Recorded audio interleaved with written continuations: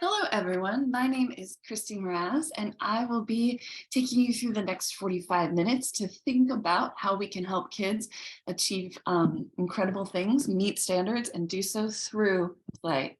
I am going to leave this slide up for just a second so you can capture my website, kristimraz.com. I have a contact me form on there, and I also have some resources available on my website should you want to learn more, talk more, or just send me your thoughts, celebrations, and challenges that come up around this topic.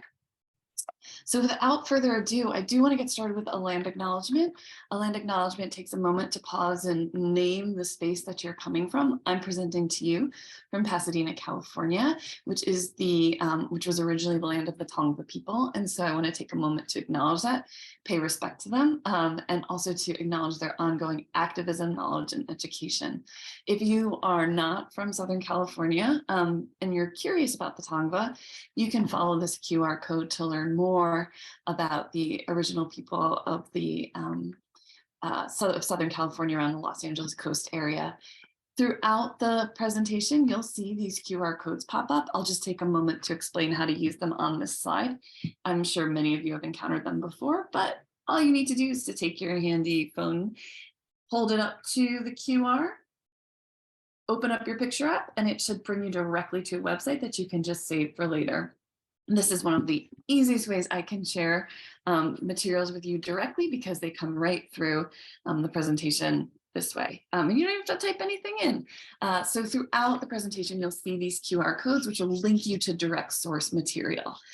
All right, so who am I and why am I talking to you about play? So I am Kristi Mraz. I am the author of a few books, but the two that are informing this presentation the most are Kids First from Day One and Purposeful Play, both of which I co-authored with some brilliant people, Christine Hertz, Allison Purcelli, Cheryl Tyler.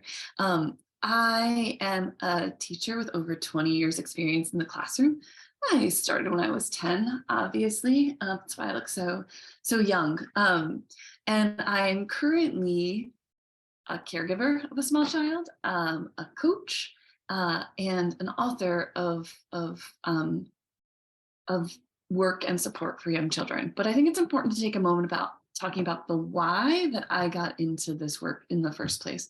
So my first why comes through as a teacher.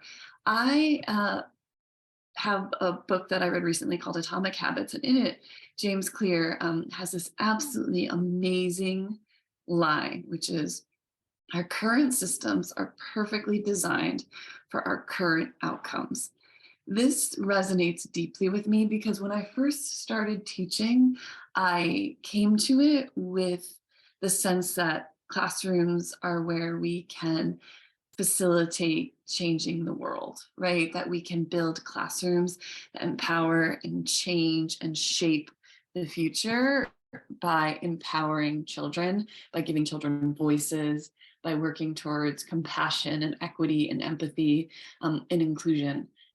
However, to change the world, you cannot run classrooms as they've always been run because our systems have brought us to the outcomes we have, right? I'd like to pair that quote with some work Peter Gray has written. And again, these QR codes will take you directly to the source.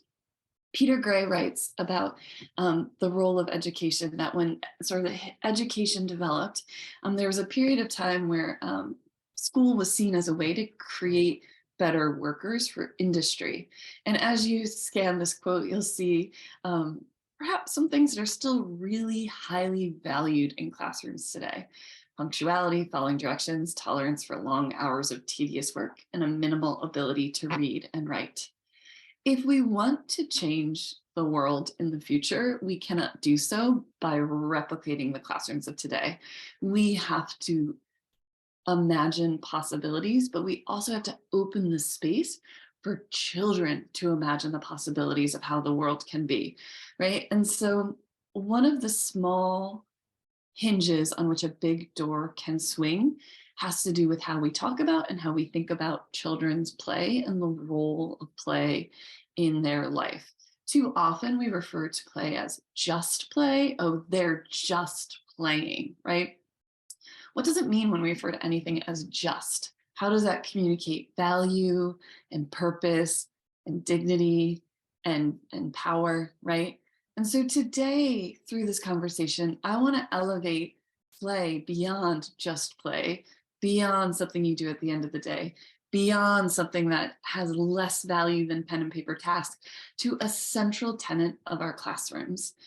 This work comes from my own classroom experience as a kindergarten teacher, as an early childhood teacher, as I began to realize that many of the practices I thought were so important in the classroom actually replicated the things that were wrong in the world today.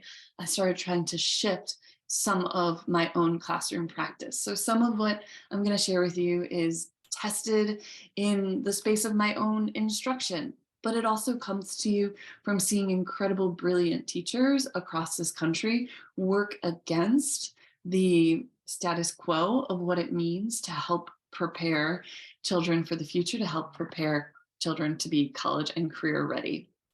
It also comes to you from this munchkin. This is my own child. He's a current kindergartner.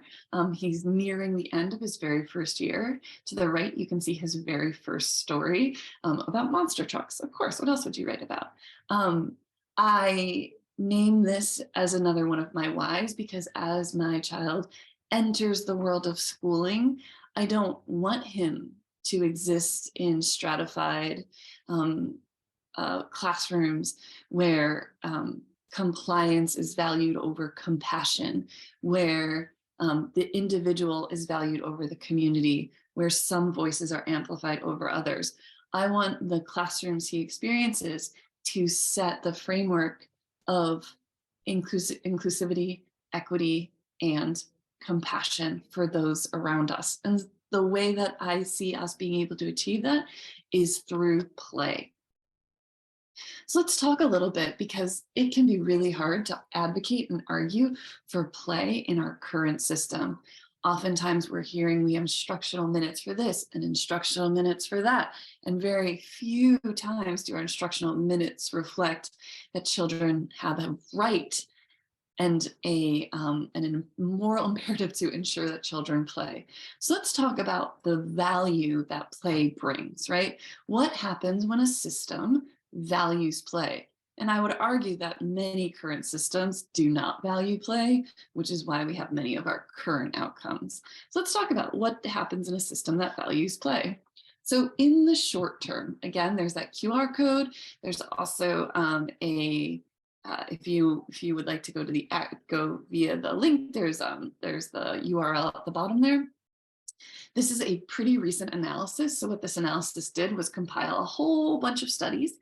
It looked at the studies and it came to the conclusion that teaching young children through guided play supports key aspects of their learning and development at least as well and sometimes better than the traditional direct instruction they usually receive at school. Just pause on that for a second, right? So sometimes we want to respond to research with feelings. Sometimes we want to respond to research with a gut reaction. But let's just pause on what this analysis has found in the research, that teaching young children through guided play supports key aspects of their learning and development, at least as well, and sometimes better than the traditional direct instruction they usually receive at school. I think there's an important point here that isn't necessarily named, which is that when we're comparing play, we're not comparing play to work. We're comparing play to direct instruction.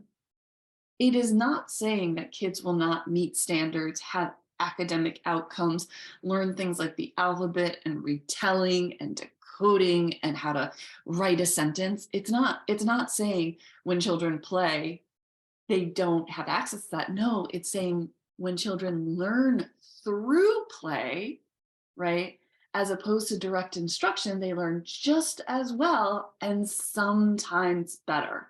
This is important because it's not a noun play, it's a verb. It is a teacher's choice to say, I'm going to teach this through direct instruction, or I'm going to have this developed through play. I'm going to teach it through play, right? It's not a time of day. It is a method.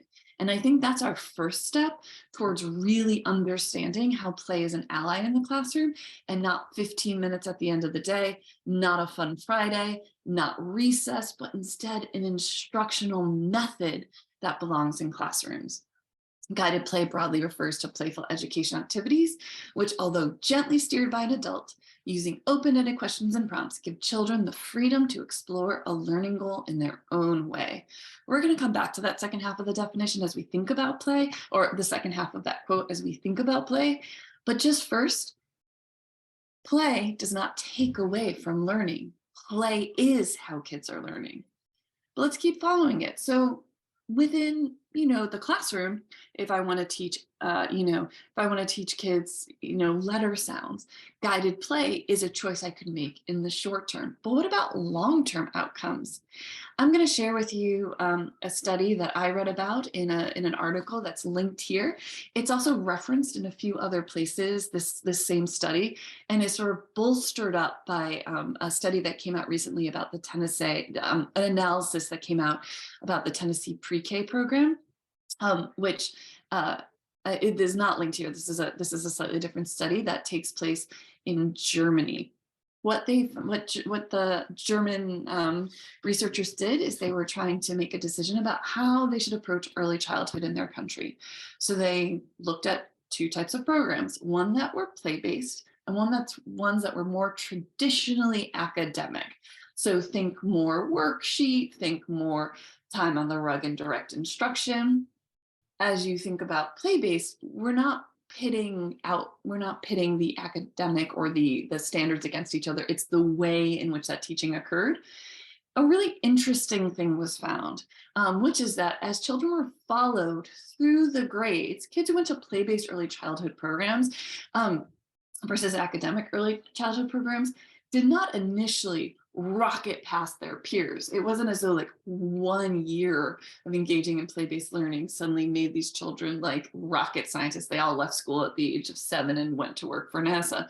No, but as kids got older through the grades, the kids who had gone to play-based early childhood centers started to outperform their peers across the board, and even were less likely to be referred for services in terms of their social emotional needs. What we find is when we commit to play-based learning in the long term, the gains begin to show in 4th and 5th and 6th and 7th and 8th and 9th. Play-based learning provides a strong root system that allows children to thrive throughout the years. Building a root system isn't always visible immediately, but plants with strong, deep roots can navigate droughts. Plants with strong, deep roots can handle changes in the weather, right? They are not so shallow in their capacity that small issues or even big issues topple them. When we watch kids across time who go to play-based early childhood programs, the gains exist beyond those years. But they don't stop there either. They move into adulthood, right? One of the things that comes up with play is a social act. I play with others. I build social competency and social capacity, right? And so the one of the main things that play brings with it, if I sit at my desk and do a worksheet in isolation, I do not have additional skills being built within that. But if myself and someone else are working together to play, perhaps we're building something, perhaps we're making a label for our train station, right? I am negotiating, collaborating, problem solving. Those are social competencies. And when we look at kids with strong social competency, we find they have huge long-term outcomes. This comes from a study that's probably about 7 years old at this point, 8 years old at this point. And what it found is that, and the study ran for 20 years, said that social skills a better predictor of long-term success than academic skills. That is to say, kids who have strong social skills, kids who can share, often show better long-term prospects than those who, learn to read before anyone else, right? It is my ability to exist within a community that allows me to survive in our world. Many of the outcomes that come from increased social skills look like academic outcomes. This particular slide is quoting Upworthy.com, an article they wrote, but we actually have the study there as well. And what they found is that just a single point increase in social competency meant kids were more likely to graduate high school, twice as likely to get a college degree, 46% more likely to have a stable full-time job at age 25, right? That when we look at the whole child, which play does, because it doesn't isolate the child from the academics, but instead integrates, right? We see positive long-term outcomes. And that is something we want to really hold close as we think about classrooms and the experiences kids are having. So this brings us to the question, who gets to say what play is? Who gets to say what work is, right? How do we determine play versus work, right? How do we determine that one thing is valued and one thing is not? So I want to quote Stuart Brown, who wrote the book Play, for a second. He said, "The opposite of play is not work. The opposite of play is depression." The single greatest shift for me was understanding that play was not a time of day. Play was an experience or a method or a verb that children engage with. It always struck me how kids use those words interchangeably, play and work, without any they use them almost as synonyms, right? They don't separate them until adults teach them there's something different, right?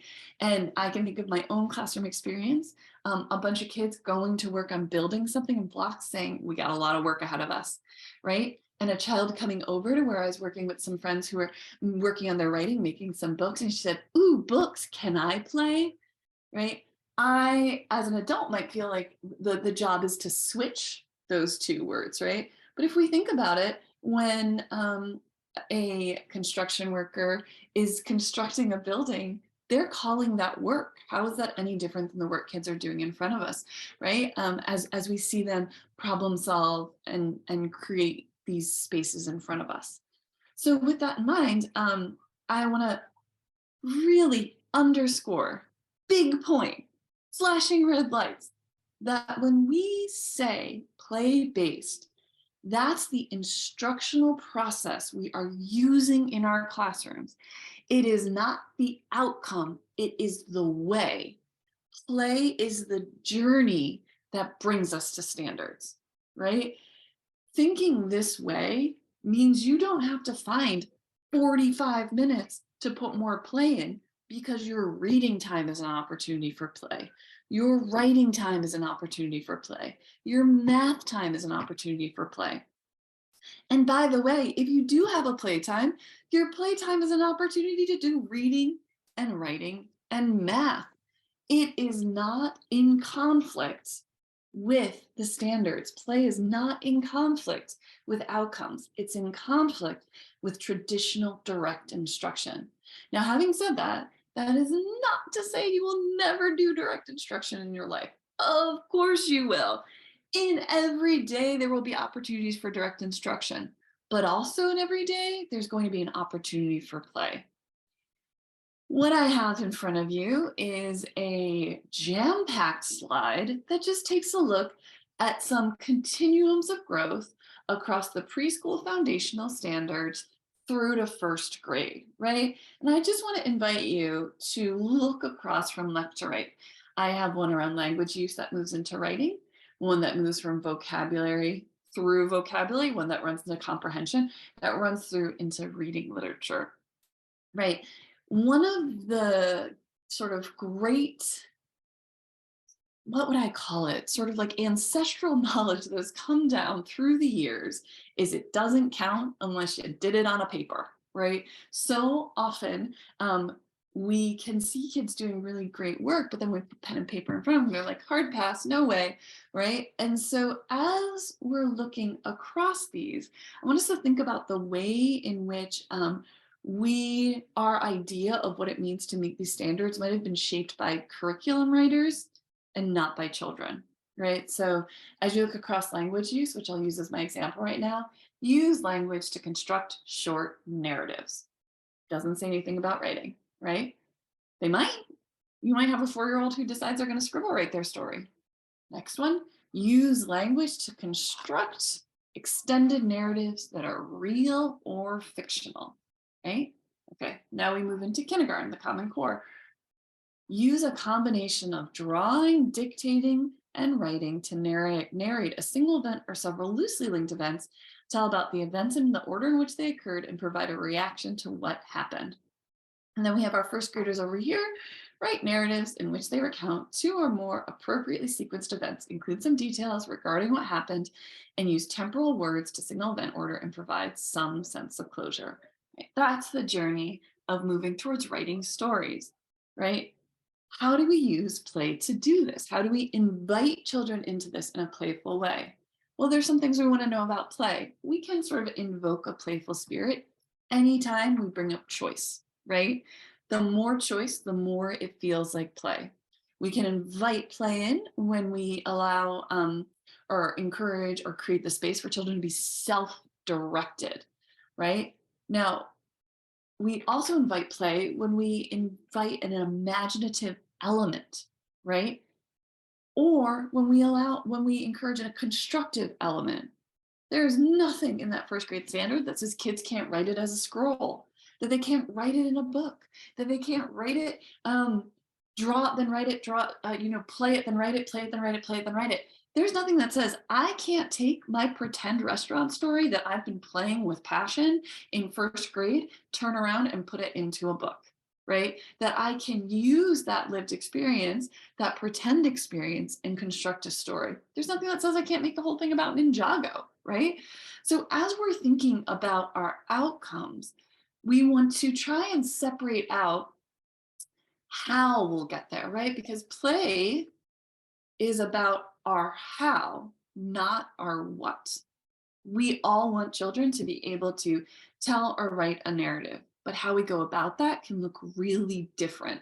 So using that standard, I just want to show 2 different sort of entry points into this. This is the first one. It comes from Amy Trevino, who is a kindergarten teacher, and she has put out what we call an invitation or an exploration for her kids. She read them a book called Inside Imagination. She's put out some plain blank paper, right? And in it, she's put out a whole bunch of interesting art materials and asked kids, what story is ready for you to bring to life using these materials? She's invited them to explore. There's no, it has to be true. There's no, it has to look this way. There's no, we have to fill out this graphic organizer first. It is an invitation or an exploration into what it might mean to tell a story. From an example that I know well, because it's my own classroom, the way we came about to working on to writing books is that kiddos were wanting to have a bookstore.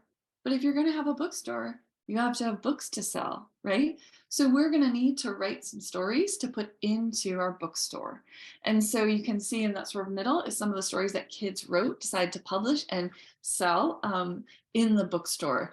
This invitation was playful in nature and came from the kids. Let's have a bookstore. What will we need in order for a bookstore to run? Not only did we need books, but we obviously also needed a help desk and a computer, and we needed a cash register, and we needed bookshelves, and we needed to figure out how we were going to organize them and how to sell them and how much they would cost. I will tell you the prices were quite high, but they should. Original works of art like this are not easy to find everywhere. Again, a playful invitation into being able to write a sequence story, right? It does not have to just live in writing time. I know many teachers who use the work of Story Workshop, which comes from Opal School and is a book written by Susan Harris McKay, where kids first build their stories in materials and then go to write them. I've had many kids engage in dramatic play in the kitchen and realize that would be a great story to write, right? These all bring us to the standards, but they bring us there in a way that leverages kids' natural inclinations to play. Oftentimes when I talk about this, I talk about play happening within a workshop structure. There is some semantics work we have to undo. There's some language that has gotten a bit of a negative reputation. So for example, saying centers or choice time, which are words that I've used in my own practice, often has a negative connotation. For good or for bad, people see centers as one thing and choice time as another thing. And so in an effort to bring this work to a new place with people who may have bad experiences with choice time or centers, right? They might see choice time as I drop out some tabletop toys and then I stuff folders or I do whatever. I often talk about it in a workshop structure, play workshop structure. I don't always use that phrase, play workshop. You can use play workshop. Some folks use the word explore time. Some people use the word inquiry workshop. Some people use the word work choice. Some people use the word you know, choice. Well, I just use work choice as opposed to choice time, right? It doesn't matter to me what you call it, but we want it to communicate to the other adults. This isn't just busy work. We don't have play so you can do other serious work. We don't have play to keep kids busy. Play is our way into meeting complex standards for kids. The workshop structure, as I think about it in terms of kids play, has three parts. In the main, there's an optional part at the beginning and there's a flexible part at the end. So I'm gonna go through that. So some play workshops have kids choosing. That's one of the ways my mind has changed over time. In the beginning, I was really diligent on having kids choose what they would do and stay there. But I've come to realize that some days you just might need to move around, or sometimes doing something in one area actually inspires me in another area, or that it may just not be working for me today. I can stay there, but I can also move. So choosing is sort of off to the side, but choosing is not the heart of your play workshop, right? So choosing where you might go and what you might do is something that might happen in the morning at another time, usually run by kids, right? Then we have our gathering. Our gathering is a time when kids come together, often in a circle, and we talk about something that might empower me in my play.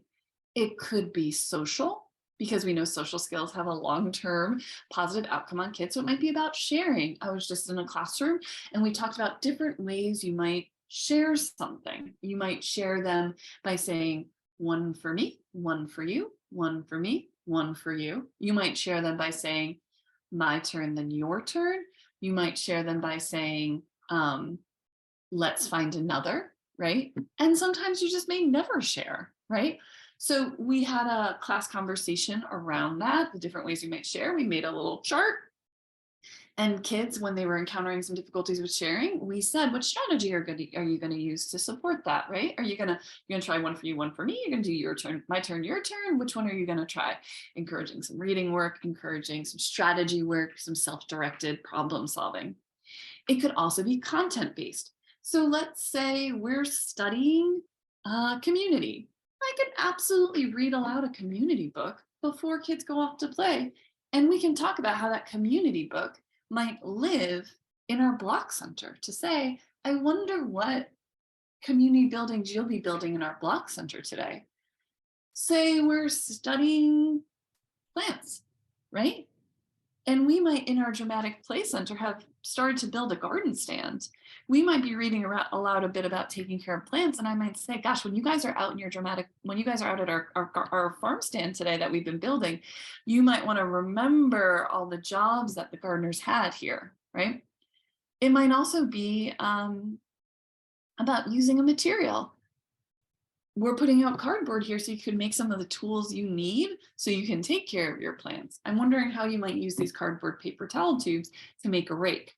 Let's see if we can figure it out, right? So that gathering time is a collective time. It also is important to have it in a circle, right? Because in the world we're going towards, we'd love for people to circle up and talk about things together, not have one person making decisions for everyone, right? But that we come together and listen to one another's ideas. We share the space, we share the ideas that we are constructing together, both our community and our idea set. Because as kids come bringing what they know, right? As they come bringing what they know, they are able to lift each other along the way. For those of you who are not yet comfortable having this sort of whole group conversations, I want to shout out the work of the book, Hands Down, Speak Up. My apologies, I panicked on the title there for a second. Hands Down, Speak Up, which is just a brilliant text on how to develop these circle conversations in your classroom with tons of practical strategy. Hands Down, Speak Up. Okay, so that's our gathering, and it's going to last like 7 minutes. It can also do the work of social studies, right? Because I'm reading a lot about communities. It can do the work of science because we're talking about taking care of plants. It can do the work of math because we might have a problem we need to sort out. In kindergarten 1 year, I had kids who really wanted to have a wedding. Someone had been to a wedding, they were planning the wedding, and they had a bit of a challenge about invitations. How do we know we have enough invitations, right? Putting that question to the gathering, what can we do to make sure we have enough invitations for everyone to come, was a math problem, right? We could be doing reading work. We could be doing writing work, social skills work. It all can happen in that gathering. Then kids go off to this exploring time, this play time, this choice time, whatever you want to call it. And then at the end, they come back to gather and reflect, right? In order to construct knowledge, you have to have opportunities to process it with people. And so kids who were attempting to make a plant that kept toppling over, when we bring that back and reflect, we construct knowledge together. When kids use the strategy chart to figure out how to solve their problem, when we talk about it as a community, we construct the knowledge together. We equalize it, we bring it forward. When someone decides to make a menu for the restaurant and uses the ABC chart, right? We bring that forward to say, if you want to do some writing, you can take an ABC chart too, right? When someone uses the name chart to check off that they got an invitation for everyone, we can bring that forward, right? The gathering is not, okay, everybody clean up, we gotta go. The gathering is where we cement and we marinate in and we construct ideas that we'll come back to again and again and again. And then comes cleanup. So I just want to talk for a second about cleanup in a way that I was really pushed as a teacher. So when I was a classroom teacher, I would have everybody clean up their space, and there would be often a lot of like, oh, blocks, I guess you're gonna have to start earlier if you're not gonna get cleaned up in time, right? That kind of stuff. Things like, I'm gonna take the Legos away if we can't clean them up. And then I met this brilliant woman named Kristen and she was a coach for me because I was an inclusion teacher and she was the inclusion coach. She really challenged me to think differently about cleanup. She had me think sort of about how cleanup exists in the world, right? Think about in your own family. There's often a division of labor. I cook, my partner cleans. My 5-year-old sets the table. Together, we go through the meal process, but each of us has a part. In the world at large, in most places, I am not both taking my garbage to the dump, right? And you know, rolling the cart out and doing those things. There's different jobs that different people have. My responsibility is to get the garbage to the curb. And then the garbage, the garbage folks, the trash folks, pick it up, sanitation workers pick it up and take it to the dump. We both contribute, right? So what does this mean for cleanup? I have chilled on saying you have to clean up your own mess and instead say our community works to make our space clean. So if you have a child for whom putting blocks away is just an absolute, they get overstimulated by it or it's complex, but then you have a child who's like cleaning up blocks is their love language, why can't the child who enjoys that sort of work leave her art materials to go work in blocks while someone else who enjoys the sorting and wiping down work of art helps clean up that area? Could we have table wipers and block cleaners and a timer setter So every child is able to contribute to cleanup in a way that plays to their strengths, right? I often think about my sister and myself. My sister's best Saturday is organizing. My best Saturday is being outside gardening, right? She would love to clean up blocks. It's not a problem for her, right? And so, can we think of cleanup as a way to play into children's strengths? And for kids who have a hard time, not for the rest of their life, they're going to quote unquote avoid cleanup, but can we find a way for them to help clean up without pushing against, right? A just right level of cleanup. The other thing that I've done that I learned from this really great educator named Katie Lee was that it's really hard to clean up, to go from playing to cleaning up without any kind of break. And so that's why having a gathering before kids clean up is really helpful. Sort of disengages their brain from the deep fantasy and pretend world they were in and kind of wakes them back up. They process what they've done, and then they can go off to their cleanup jobs, right? You can also back your play workshop up to lunch. Kids leave, and when they come back in, they clean up. They're sort of broken out of the spell of play, right? And they can do so more effectively. All right, so let's talk a little bit about what the exploring or the play workshop looks like. I, I am not saying that every single thing kids are engaging with in this time is guided play, but you will definitely have areas where there is guided play. And so going back to that quote we looked at earlier, what are the three parts that define guided play? Number one, there is a goal. There's a goal. In the bookstore, I had many goals. In her invitation to make stories, Amy Trevino had a goal. It's not just, the goal is not stay busy, right? This is where most play is, it's flat. There's no challenge or depth or provocation, as they say in the Reggio Emilia philosophy, that is pushing kids to their next level, right? So if we just drop out the Paw Patrol toys, there might be value in that, and there might be some really great things that are going, but we often want to provide that nudge and to have that goal. And it might be, even with the Paw Patrol toys, what stories can you find with these toys? And then invite the kids to turn those stories into books, right? The second one is gently steered with open-ended questions and prompts. There is a time and a place for self-directed play. I am in no way, shape, just like I said, there's time for direct instruction, there's time for self-directed play. But guided play is gently steered with open-ended questions and prompts. It doesn't mean you say, don't you think you should glue your butterfly wings here? Right? Like, that's not gentle, right? The more stressed you are about it, the less gentle it is. But when I approach kids who might be using some loose parts and I ask them, can you tell me about the story you're telling? Or I say, oh, can you tell me about your plan here? I am already gently steering it, asking, how did you decide to put that there? Oh, so you put the bigger ones here and the smaller ones here, right? All of those little sort of that mirror talk, that gentle steering, those open-ended questions are nudging kids towards their own experience of a goal. But at the end of the day, kids can explore, right? So if I put out a guided play that says, I wonder what you can make with 20 gems or 20 materials, there's lots of room to explore, right? But there is a framework towards it where I'm going to say, how do you know you have 20? How many of these did you use? Ooh, how many more are you going to need to get to finish that, right? Where there is that steering. So let's take a look at a few of these. So this is a retelling guided play. And the question was, what's going to happen to Elmer today? What new adventures will he find?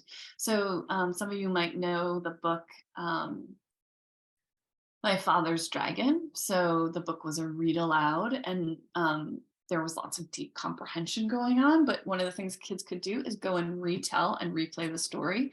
You can see that they had a background to play on, but they also had to make some of the materials. So Elmer finds a dragon, and there's all these sorts of things that are happening there, and they had to construct those things to engage in the play. So you can see that there's both the materials, there's Legos, there's some other building materials, but he encounters a sleeping whale, and that's what we have going on with that Lego right there, right? So they can retell that part of the story.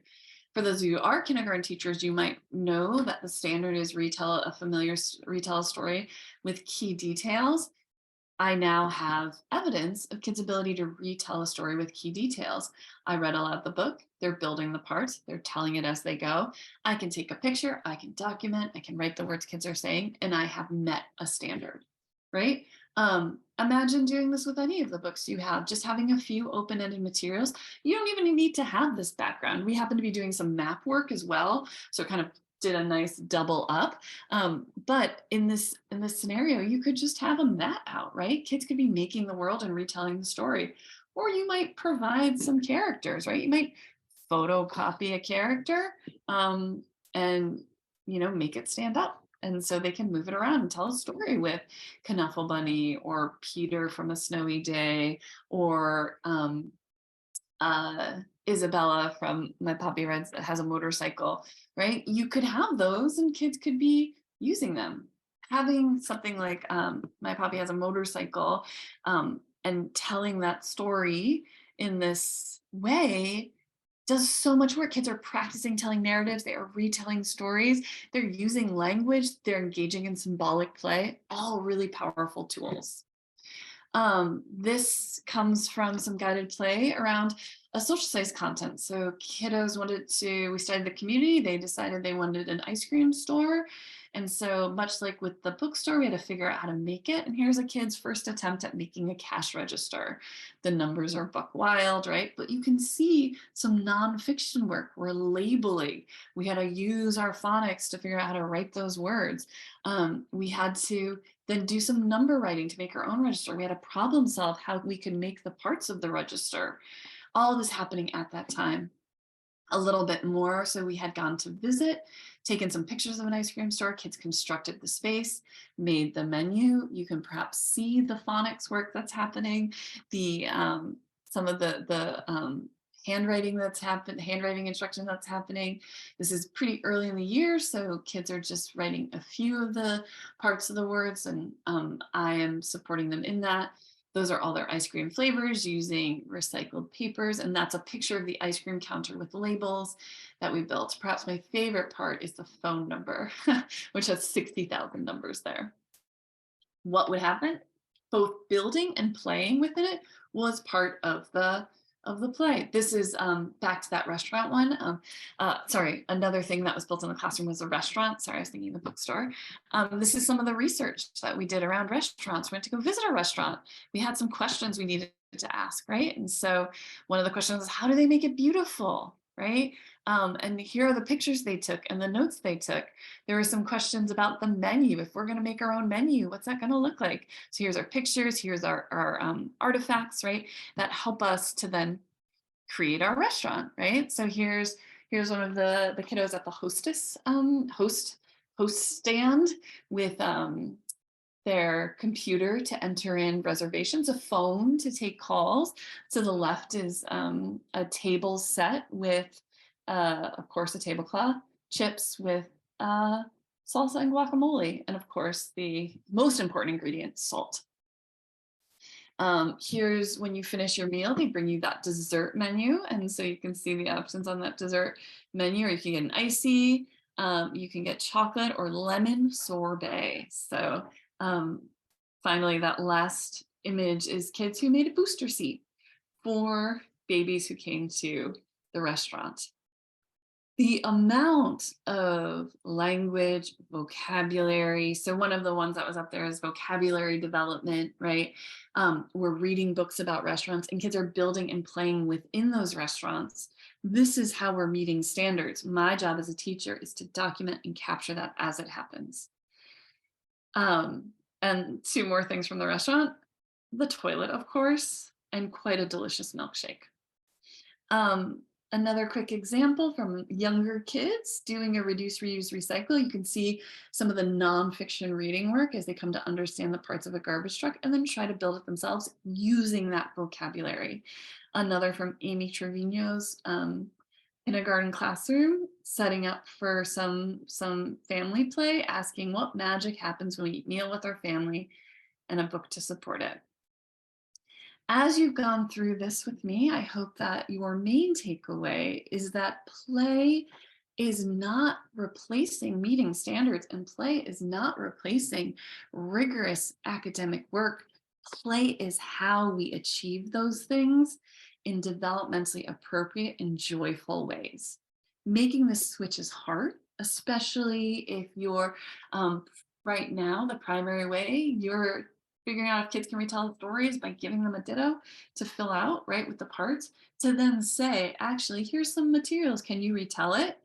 Um, that can feel daunting, but I just want to invite you. One small thing can make a huge difference. You may know Maslow's from his hierarchy of needs, but I find this quote to be one that I think about in these moments, which is that in any given moment, we have two options: to step forward into growth or back into safety. And so I invite you to think about one other sort of maxim, which is big doors swing on small hinges. Is there one small movement you can make that brings us closer to a world that values children in their natural state, so that children grow to be the people who value one another in their natural state? So thank you so much for spending this time with me.